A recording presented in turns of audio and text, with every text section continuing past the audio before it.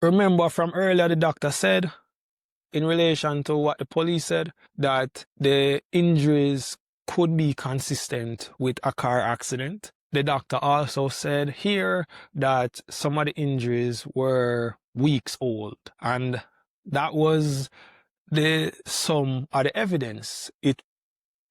After hearing the evidence, the judge decided that he was convinced beyond a reasonable doubt that the confessions were voluntary. He said that he would explain his decision in written reasons that would follow. Those written reasons, it's very important to note, have never been handed down. There is no record of any written reasons having been handed down later that day or ever. A request was made by the appellant's lawyer for those reasons, but they have not been forthcoming. The board therefore does not know, and the Court of Appeal did not know on what grounds this judge decided that the confession was admissible.